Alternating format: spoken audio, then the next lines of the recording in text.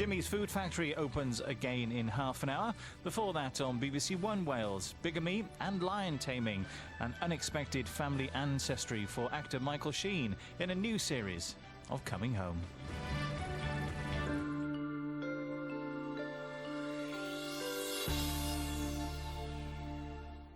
Film actor Michael Sheen is coming home in search of his Welsh ancestry.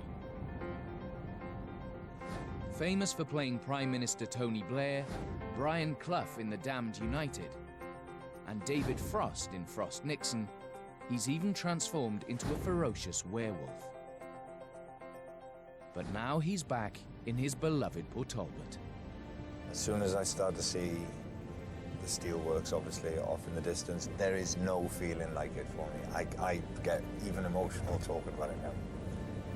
Coming back to this town is, it's just, it really affects me. I absolutely love it here. Michael Sheen has come home. Later in Coming Home, Michael discovers his family's bigamous past. But she's got married, so that marriage doesn't actually count. Learns of his lion-taming great-grandmother, Who suffered a terrifying experience when one of the big cats went for her in the ring, biting off part of her breast. and uncovers a moving family secret. That's extraordinary. Michael's day starts very early in the morning at first light. My Welsh roots are everything. It's where I come from. It's the people I come from, the land I come from. It's, you know, just in my own lifetime, it's made me who I am. I know a little bit about a certain strand of my ancestry, so you're going to have to work very, very hard to top the little bits of history that I do already know, or indeed that my family have completely made up. The journey begins here at Port Talbot's ancient Margam Abbey. It's the first time Michael has visited this famous building, which dates back to the 12th century. Steeped in the history of Port Talbot, it's the perfect place to meet with genealogist Mike Churchill-Jones. Straight away, there is a revelation on his tree. When a John Assail married Mary Gethin in 1826, Michael's mother and father's family trees came together, thus leading to a much closer family than Michael had bargained for. Have you heard the name Gethin before? I have, yeah. Right. Mary Gethin. Now, she had a brother, William Gethin. This is becoming slightly frightening.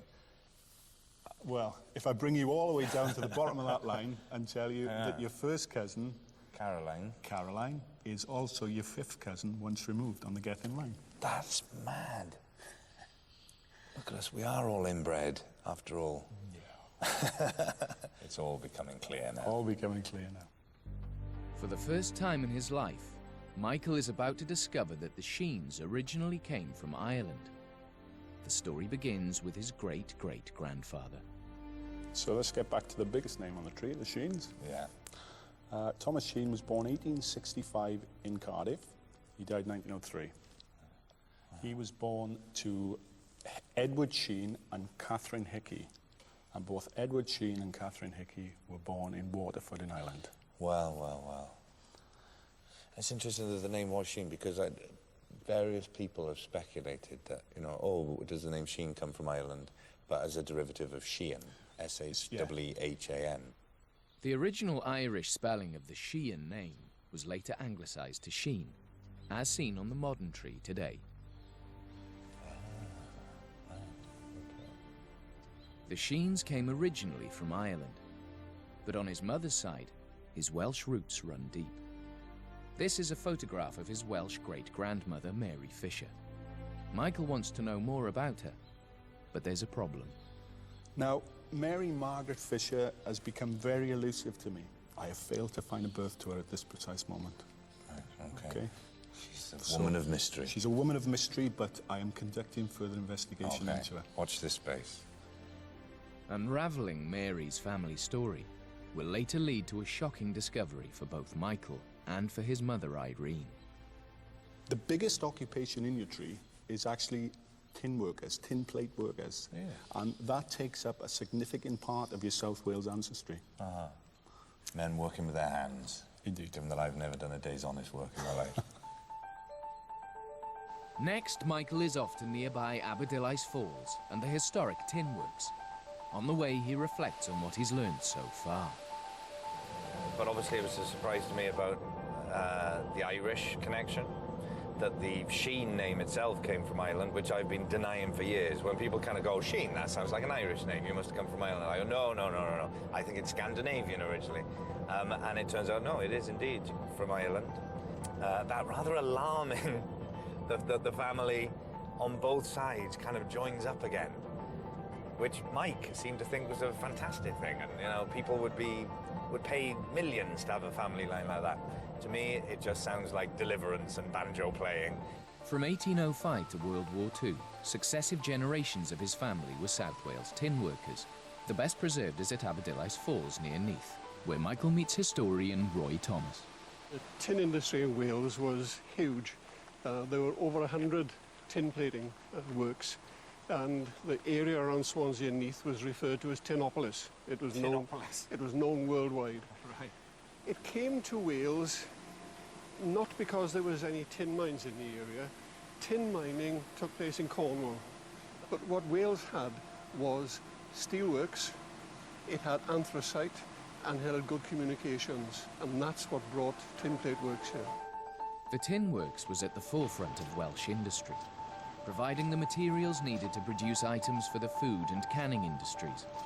It was the ability to preserve food long-term in tin cans that made it possible to sustain troops on the front line during the First World War.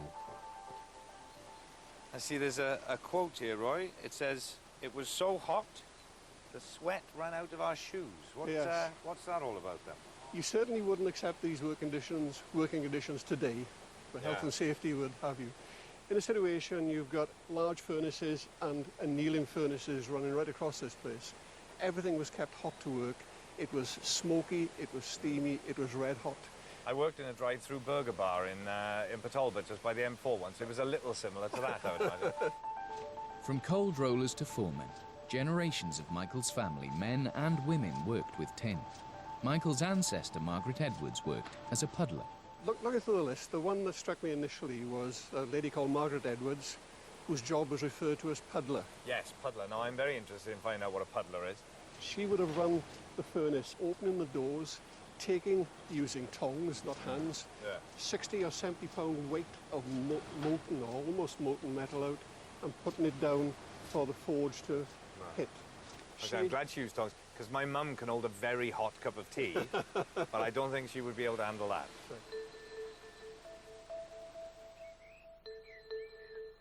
Back in the grounds of Margam Park, and Michael Churchill Jones now has more information to disclose about Michael's great-grandmother, Mary Margaret Fisher. Do you remember I told you that your great-grandmother, Mary Margaret Fisher, The mystery woman. she was indeed a mystery woman. Yeah. That's the marriage certificate when she married your great-grandfather in 1913. Right. She gives her name as Mary Margaret Fisher, and her father's name's John Fisher. Well, I've managed to trace her birth. And you can see from that, she was actually born Mary Margaret Fisher as a middle name, and her surname is Rees. Ah. She was born to Mary Rees, Formerly formerly Williams, no father's name. I've managed to trace Mary Williams. She was born 1850 in Taibach to David and Lucy Williams. She married in 1870 to an Aneurin Rees. And the next time I've picked her up is on an admission record into Llety Nedd, the workhouse in Neath. Good God. In 1878. She's been admitted into Neath workhouse with her 3 children. Now, why would she be in the workhouse? Because no money. Well, what I suggest you do is, if you go along to Llety Nedd workhouse and carry out further investigation there. Right. Wow, God, the plot thickens. Indeed it does. The birth certificate has revealed that Mary Fisher's mother was called Mary Williams, and it's Mary Williams' story that Michael is off to discover. Knowing that she ended up in the workhouse, obviously there's a very sad story there, and it's not going to be happy. No one went to the workhouse really of their own, voluntary, volition. So, it's a bit perturbing to know what happened, but we'll see. In the heart of Neath, Michael is searching for Llety Nedd workhouse. It's closer than he thinks. That looks old. And I'm assuming it's old. But will he be able to find it? Oh my God! Llety Nedd, built 1838. Now a veterinary practice. Today the former workhouse is owned by Richard Irons, who is about to lift the lid on the hidden past of Michael's great-great-grandmother, Mary Williams. Oh my God. That looks very old. I'm glad this is being filmed, just in case Yes, I don't come back. It's a worry. Watch your head on that one. That's the usual one. I'll come down right behind you. Okay. If I hear the noise of that grate being put on top again, I feel like I'm in an episode of Lost. In the cellar, the mood changes. This was originally the basement of the workhouse where Michael's great-great-grandmother Mary Williams and her 3 children came to live. It's not the most welcoming of places, really, is it? Whilst excavating the cellar, Richard made a sad discovery. I don't know. It's got to find that quite moving. That's extraordinary. A long-abandoned child's shoe. Now, the thing I find fascinating about this is a child, I know my children never wore their shoes out. They just grew out of them. But look at this. Yeah, the heel is It's worn down. So that must have been worn by several children in a row. Yeah, because if your feet were that small... Yeah. Yeah. It's sad, isn't it? I don't know. Outside, Michael is joined by author and workhouse historian Peter Higginbotham. We do have Mary's original workhouse admission record. So they were here for exactly a year. They discharged themselves, I think, more or less to the day a year later. We don't know why. Maybe the anniversary of them arriving had come up and they thought, That's it, yeah. We're out of here. I just can't cope anymore. What happened? But the interesting thing, Mary was married. Yeah. She wasn't a widow or a single. So where was the husband? That's really the big query. Because when he came into the workhouse, the whole family had to come. Yeah. Husband, wife, and children. So where was he? Where was he? So why was Mary facing her ordeal without her husband? Who was he? And why, across a whole year, did he not come to save them from the workhouse? What Michael doesn't yet know is that the story is far from over.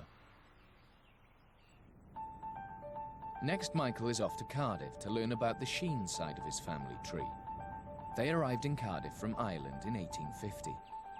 Here at Cardiff's Catholic Cathedral in the heart of the city, Michael can discover more about the early life of the Sheens. He is greeted by Canon Peter Collins, who has discovered some rare documents in the church archives. Michael, I'd like to show you one of the baptismal registers that we've taken out of the archive. And at the top of this page, I just want to point out Thomas Sheen. Thomas Sheen was Michael's great-great-grandfather. He was Goodness. born on the 14th of August, 1865. Wow. So this is how the name came to Wales. Absolutely so. Wow, and it's not that long ago, really, is it? 1865. The parents had 14 children altogether. Really? 14 Wow. children. Since they came to Wales? Yes, they were married 14 here, children. Wow, 3 of whom were named Michael. It was a popular name. Wow. 3 Michael Sheens. And we have some certificates here that I want to show you. Here we have the death certificate of one Michael Sheen. 1868. So he died very young then, presumably. Indeed. There's something rather bizarre about seeing the death certificate of someone with the same name as you. Indeed, so. I suppose they had to name 3 of them Michael for one of them to maybe make it into adulthood.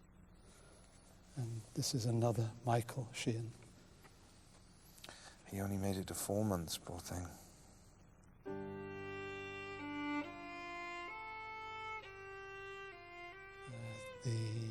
The fact is they had large families, and many of them died in infancy. And of the 14 children, I think 8 died altogether, 7 of them in infancy. Yeah. Wow. Wow. I mean, I wonder, you know, as a mother, as a parent of those children, do you, I mean, it's hard to know if you, do you just inure yourself to the fact that that's going to happen and it becomes easier to deal with, or does the impact of that each time rock you as a family, I wonder?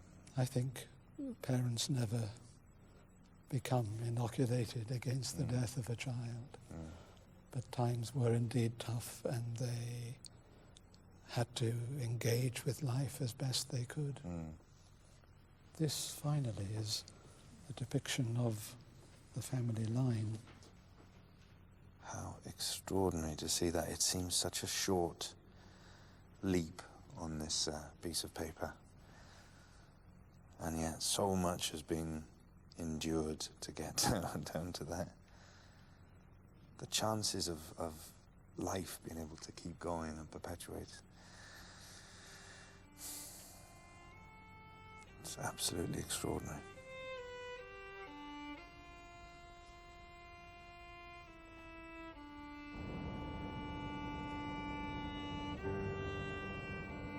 I had no idea that they were there. I had no idea that that was the sort of conditions they were living in, and that, I mean, it's extraordinary to see all those names of the 14 children and seeing how many of those names have made it down the generations and are still around in the family without any of us knowing that's where they came from, you know, and especially to see that they really, really wanted to have a Michael, because they had 3 of them, and none of them survived, none of the 3. I think the oldest one managed to get to 6 years old and then died. So it really affected me to see that, you know, and to think, wow, weirdly, that Michael did kind of come out of it, and it's me. Next, Michael is being taken to a secret location. He's about to discover an extraordinary twist in his family's tale. He has no idea what to expect, but tries to figure it out. We're going to play golf.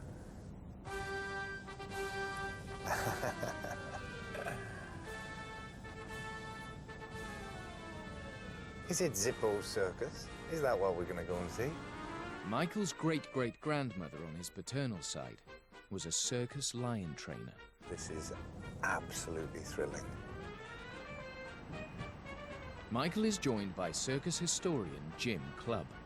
Here, animal acts are now firmly in the past. Today, the entertainment is of the human variety. Wow.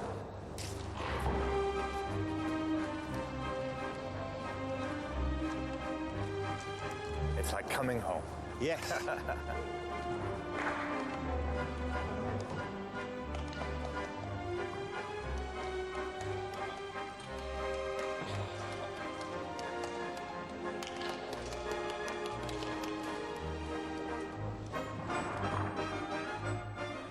So I can actually confirm your great-grandmother was really a lion trainer with the famous Bostock and Wanwald's travelling menagerie. Wow. And in 1896, she went to America with Frank Charles Bostock, who was one of the brothers, to set up a completely new show in New York.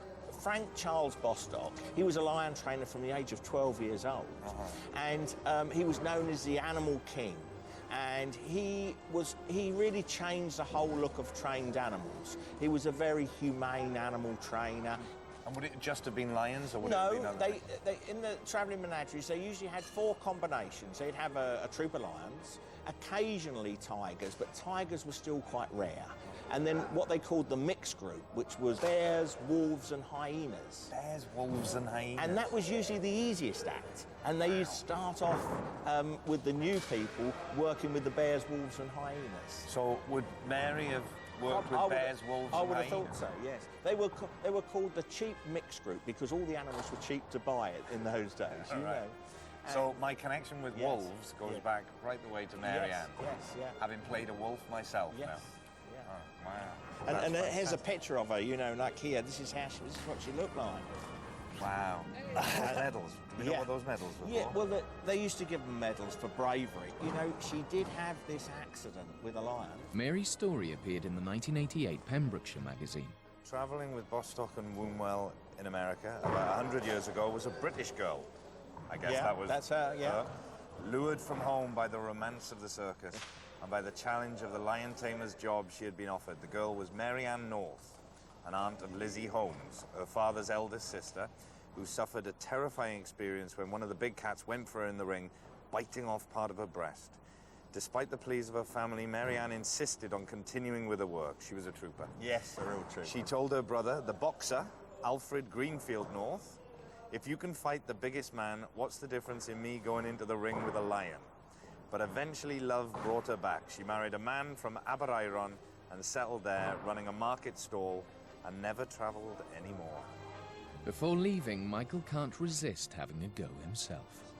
Lovely. Okay, let's have a go. Let's try, well, I'll try one first. Okay, so one. Well, they're quite heavy. And then 1, 2. Whoa, like it. 1, 2. Okay. All right, here we go. Whoa. Good.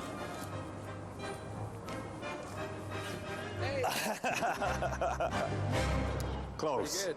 Close. Thank you very much. Not bad. Still in the blood, still in the genes. Thank you. Things now turn more serious. Earlier, Michael visited the workhouse Lletynedd, home to his great-great-grandmother Mary Williams. It appears she had gone there after being abandoned by her husband. Michael Churchill Jones has now discovered his identity. It's from the Cambrian newspaper, dated June the 20th, 1879. This will give you the reason why she was there, basically, if you can read from here. An unfaithful husband, an Irene Rees of Aberavon, was charged by the Neath Guardians with leaving his wife and family. Defendant said he had no means to keep them. I can tell you on the back of that, they got back together. Despite a brief reunion, Aneurin Rees continued his unfaithful ways, and soon afterwards, Mary decided to tell people she'd been widowed. And it's about this time that she actually met John Fisher in the Aberavon, Margam area. She'd confided in him that she'd lost her husband. She was just had a child. He took pity on her. He took her into his abode, into his house. He called her his housekeeper. As we know, John Fisher became more than her employer because he became your second great-grandfather with the birth of Mary Margaret Fisher Rees in 1889. By wedding Fisher, Mary had entered into a bigamous marriage. Pictured here on the right is their daughter, Mary Fisher. The little girl beside her is her granddaughter, Irene, Michael Sheen's mother.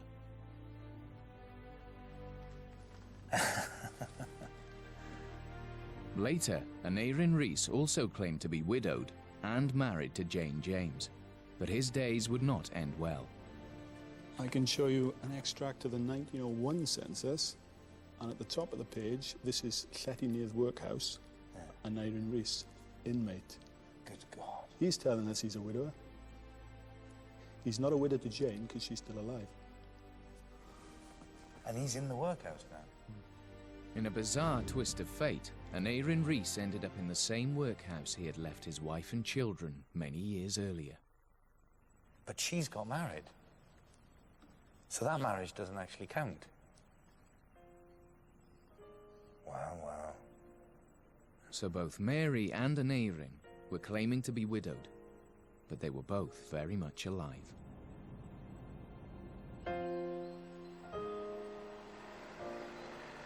Michael's on his way home to visit his parents for the first time since beginning his ancestral journey. It'll be interesting to see how much my mum knows about this already, or it'll be very interesting to see her reaction. I mean, I don't think she's going to be like scandalized or anything, or upset. I don't think so.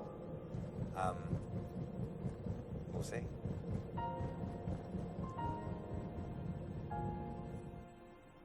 Michael's parents have been living in Baglan, South Wales for over 30 years, on the same street and in the same house Michael grew up in. He's eager to talk to them about what he's learned. Hello. How are you? How's it going? All right. I didn't really need a coat or a hat, to be honest. So what are his parents' expectations for Michael and the journey he has taken into their family's past? We're waiting eagerly to hear what he's found out, really. Yes, can't wait. I just hope that everything is okay. I was saying today, I wonder how many skeletons are going to come out of the cupboards.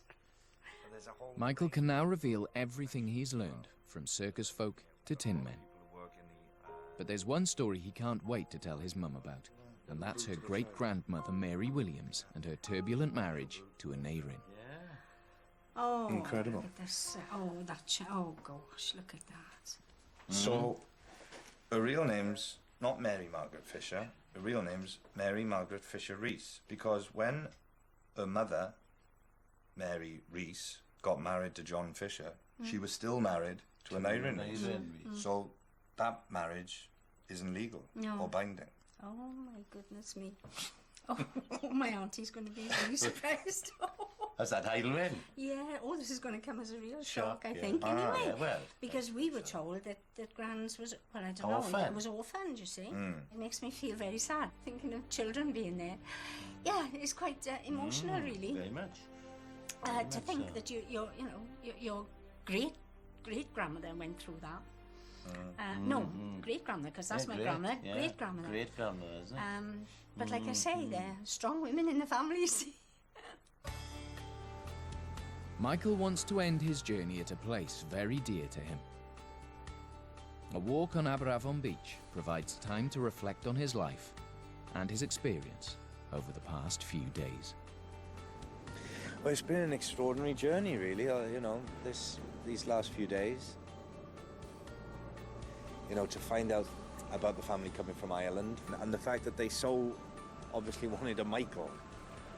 Just seeing my name there, and thinking, well, a Michael did come along eventually that got past the age of 6, and that was very powerful for me. And I suppose about these two incredibly strong women in different ways. Mary, who went into the workhouse, and Mary, who went into a lion's cage.